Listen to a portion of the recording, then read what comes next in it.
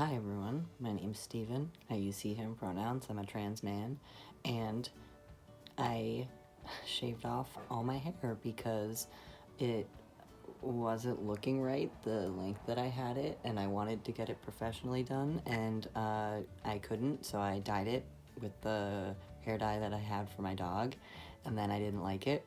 And I dyed it another color on top of that, and I especially didn't like that, so I just shaved it. I was very bald a couple of days ago.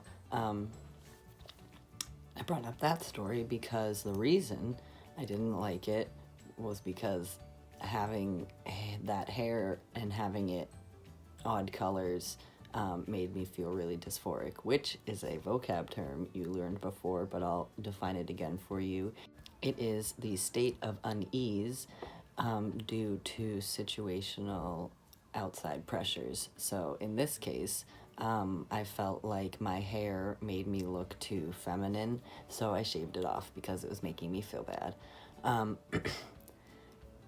And I felt like I wasn't passive enough. Passing is another vocab word we're going to define right now. It is a term created by cis people to describe transgender people who have been on, estrogen or testosterone long enough that they pass as cis people. And so you can see why that term is harmful now.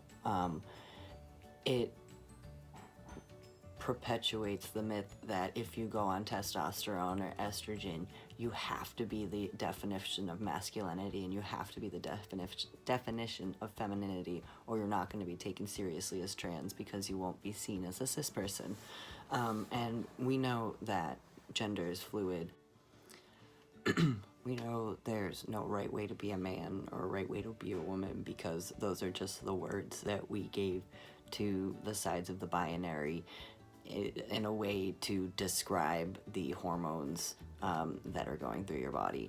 So, you don't need to be on any kind of hormone replacement therapy or have had any kind of surgeries to be trans and be taken seriously as a trans person.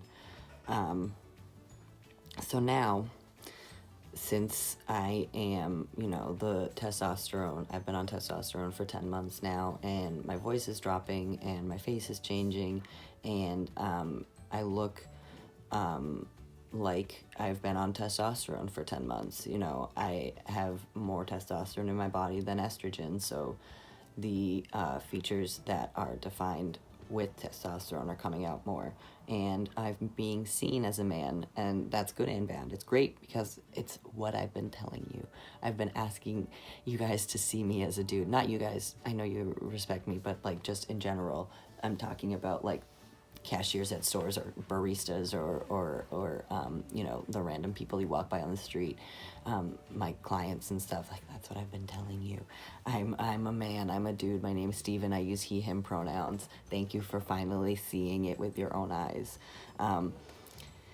And it's not good because it comes with a lot of like man baggage, and that's things like, now since I look more masculine, more like a man, I may not look safe to people who aren't masculine or a man. Men are very dangerous. If you don't believe me, do some Google searches. So if I'm walking down the street at night, someone may cross the street to get to the other side of the street. They're very tough. But and while that is a little hurtful, I have to just accept that that's how our society is going right now, and that's how I have to make sure that person feels safe walking across the street, because their safety is more important than my feelings. And the other thing is that I lose space in a lot of conversations I used to hold. So things like women's rights, reproductive rights, things like that, I don't hold a space in those conversations anymore because I'm not a woman. And I can't offer my opinions in that space because I'm not a woman without outing myself as trans. And it could be lead to the person I'm talking to if I out myself as trans, them seeing me differently. They could start intentionally misgendering me, and it's kind of not something I want to handle right now. I'll wait. Or, as you know, a white dude, my opinion doesn't matter in those conversations. So, you know, even though my reproductive organs are very similar to the woman who I'm having the conversation with, she doesn't know that. I'm not going to tell her about my genitalia. So I just have to, you know, I can participate in the conversation, but my place has turned to listening and, you know, bringing those voices up. So what do you need to do to make people feel safe around you? So I want you to look at yourself and look at the situations around you and listen to how people talk to you.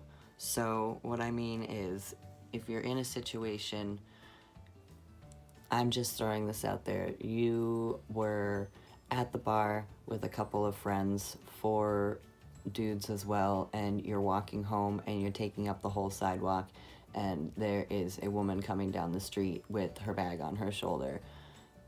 Take a second, calm yourselves down, and step to the side, because in that situation, I want you to put yourself in her shoes. She's walking home. She's probably with her hand in her pocket, has her keys in her hand just in case, and her bag tight on her shoulder just in case, and she's being faced with 4 drunk dudes coming towards her. That can be scary. So just to make her feel safe, calm yourselves down, take a step to the side, you know, have a good night, very quiet, very gentle, very polite. So situations like that. Other kinds of situations may not be as easy to see, so that's why you need to, you know, listen to your friends who aren't dudes or aren't white. You know, if you take the time to ask your friends, you know, are the people that I'm around, do they make you feel safe? Do you like hanging out at my place? Is my place a safe space for you to be in? You know, is there anything I can do to make you feel safe in my house if you don't? And then listen to what your friends say to you and take it personally, but it's not an attack. You know, if someone says, I don't like Rick, he's loud, he's grabby, and he does not respect boundaries, you know, think to yourself, all right, Rick is grabby, he is loud, and he is disrespectful, you know, like, why? Okay, so even if you don't understand it, like, put yourself in that person's shoes. Why does this person think Rick is disrespectful and grabby? Is Rick always drunk when he comes over? Does Rick sit too close on the couch to all the girls? Does Rick, you know, hold hugs too long? Like, think about it a little bit and then do some soul searching. And if they say, you know, I don't like the jokes that you make, think about it. Think about the jokes that you're making and how they could be harming the person you're talking to, instead of being like, well, they're just jokes. That's not helpful. Listen, learn, and grow. And you might be in a situation where it's safe for you, and you're in a group with friends, and you're not hearing anybody say, I don't feel safe here. You know, you need to use your situational awareness, like, and be able to see if someone's uncomfortable with, you know, the jokes, the situation that you're in, with the people that you're around. You know, you hear all the time, like, oh, my girl's so cool, she loves all the guys, she's great with all the guys that I hang out with, we can say whatever we want, we drink, we smoke, whatever, blah blah blah, she's okay with it all. Is she? Or does she just not say anything about it? Does she feel really safe around you, or has she just not said anything, you know?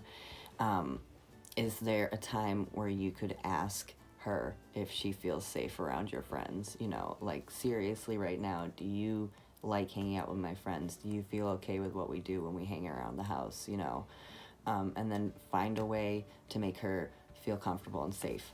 I promise your life's not gonna suck if you do all this. Your life is gonna be great. You're gonna have long-lasting friendships. You're gonna have people who feel safe coming to you. You're going to, excuse me, if you grow up to be a parent, be a great parent to whatever kid that you have. You're gonna create safe spaces for them to grow and talk to you about their issues, and it'll be fine. So, moral of the story is, I don't know. Moral of the story is be a good dude. Yeah. Bye.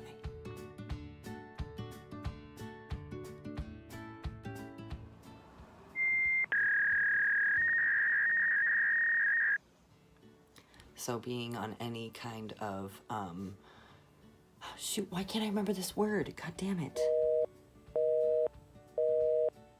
Hormone.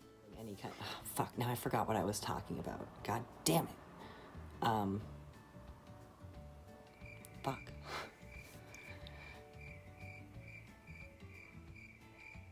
Shoot. I could just stop it and go back and watch it. Whatever. Oh. Whatever hormone is running through your body at the time. Oh shoot. No, I said that already. I have to go back and